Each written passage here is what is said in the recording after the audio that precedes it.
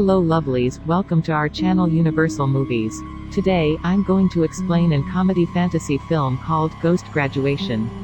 Spoilers ahead, watch out and take care. The movie starts with students performing choreographed dance numbers. As a student watches by the sidelines, the song changes, and the student sees a girl calling him over to dance.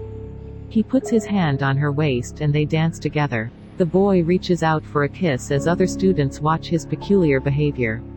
It's revealed that the girl is not actually there. As the boy realizes the girl reaches out for another kiss, trying to avoid it, the boy leans backward only to fall down. And the students continue to laugh at him, mocking him for what he did. The girl feels humiliated and screams at him as she begins to fall over him, but quickly fades away in the process, revealing herself to be a ghost. Years later, the boy Modesto is a teacher who's listening to a group of students perform their rap for him. At the end of their rap, they hurl slurs and dab them with a duster, which leaves them with a face covered by white powder. The principal is watching everything from outside the class and decides to sack him. Next, Modesto visits his psychiatrist, who advises him to accept the fact that dead people are dead and buried underground.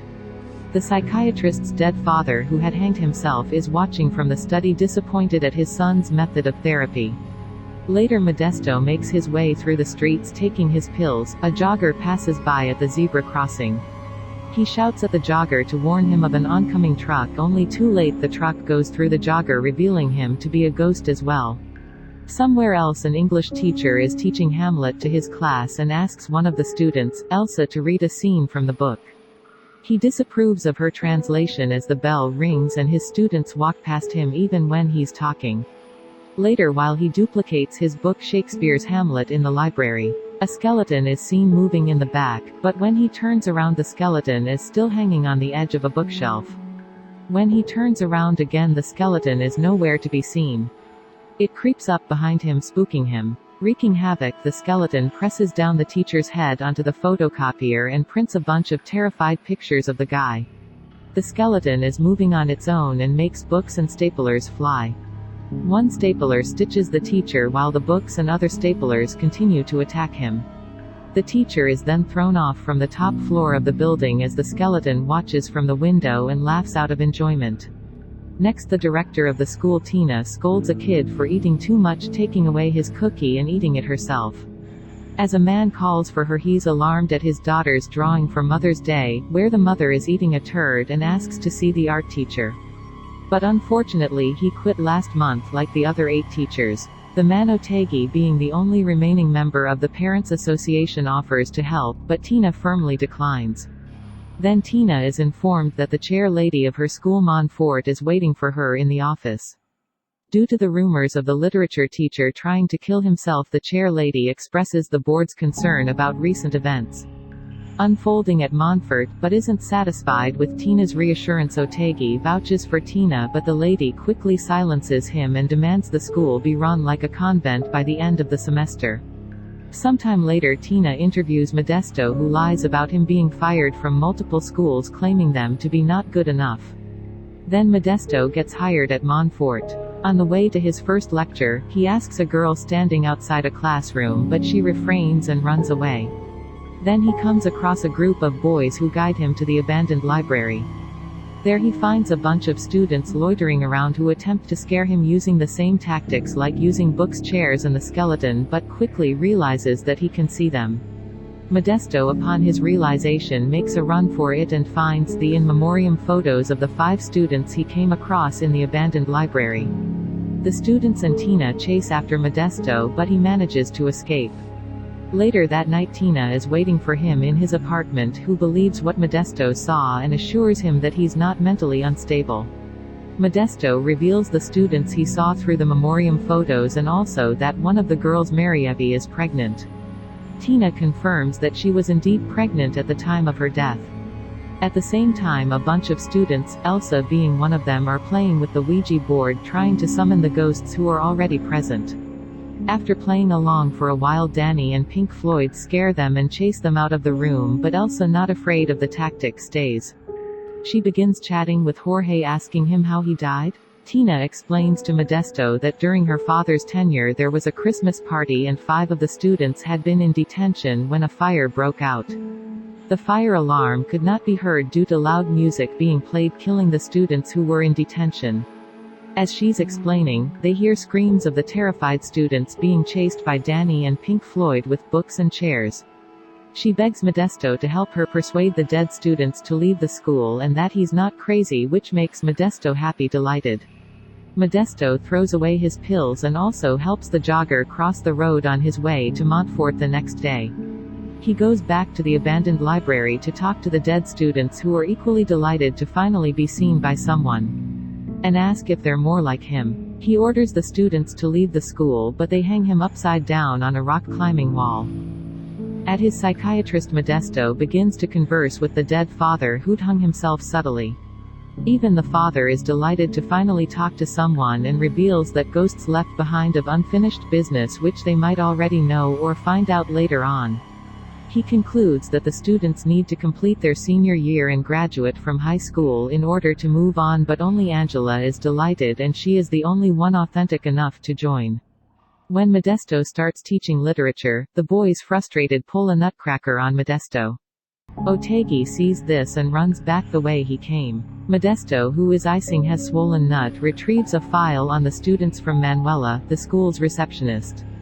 They talk a little about Danny and his violent actions. Sometime later, Modesto plays songs for the students in the library, who are ecstatic to learn about mobile phones that fit 1,000 songs. Modesto updates them about what's been happening in the world since they died.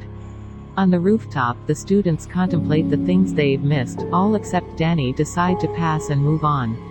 Elsewhere, Elsa is infatuated with Jorge.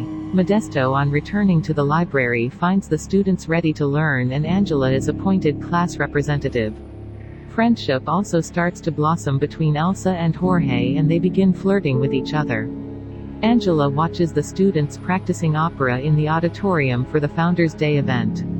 Otegi, who's overseeing all the preparations, complains to Tina about Modesto and his peculiar actions. Just then Modesto arrives and enthusiastic about the event and learns from Danny that it's actually a tribute to Tina's father. While talking, Danny persuades Angela, who always wanted to join the opera but didn't since no one will hear them anyway. Unbeknownst to her, he raises the volume on her microphone. The students, afraid of ghostly sounds from the speaker, run outside in terror, leaving Angela disheartened. Tension grows between Danny and Jorge when Jorge goes to confront Danny for what he did to Angela. He retaliates by throwing the living students' belongings and also breaks Elsa's palm top. Elsa and Jorge continue to flirt with each other through the school's computer. However, Manuela shows up and upon finding the flirtatious texts starts to relieve herself. The gang is practicing quizzes when Danny shows up answering one of the questions. Just then Tina shows up as well with a problem of her own. And Danny mocks Modesto for obeying her like a dog. She reveals that the chair lady is attending the event on Otegi's invitation. Tina is scared that she might lose her father's school if anything goes wrong and Modesto reassures her. Later they hang by the swing and Tina vents her frustration to Modesto. As they talk they get closer to each other. Tina asks Modesto to do something spontaneous and they decide to dance all while being watched by the students. As she reaches out for a kiss, Modesto declines and runs away. Days pass by as the students continue to learn, practice at the gym, perform experiments and eventually get better at their studies. Jorge tells Elsa that he might be leaving soon and Elsa asks if she should join him. It's time for the students to take their exams. Elsa shows up to wish Jorge the best of luck and also tells them that she loves them and will see him soon. They give their exams, some by cheating, some by copying, and all pass with different grades. Danny, however, leaves the questions blank, scoring D, but Modesto bumps his score to C- and passes him as well. They see a white light and hold hands to ascend to heaven, but it's only the sun's rays hitting the window at an angle. When nothing happens, the students decide to wreak havoc. The students terrorize everyone, even the literature teacher who had just returned to the school, confronting the dead psychiatrist once again. He gets the idea that they must accept who they are. In order to pass on, he runs to the school to find Tina. But Otegui and other parents along with Tina blame Modesto for everything and sack him as he's gathering his things from the abandoned library. He tells the students they must finish their business and accept who they are. To move on together during this, it's also revealed that Danny had started the fire that killed them and that he was scared to go to hell. Things also worsened between Modesto and Tina. Later that night the friends watch over sad Danny swinging by himself. Next, Modesto is at his psychiatrist's providing therapy to him and also reveals that his dead father has always been watching over him. He hasn't left yet since he doesn't want his son to be alone back at the school. Tina, who has been calling Modesto numerous times, hands Manuela a note to read out loud asking the dead students to meet her at the abandoned library. Rare, she reveals that she misses him just like the students do and wants him back. Manuela is performing a voodoo ritual to rid the school of the ghosts. Just when she's about to sacrifice, a chicken Pink Floyd enters her body. The students then call Modesto asking him to come to the school, but only manage to convince him once.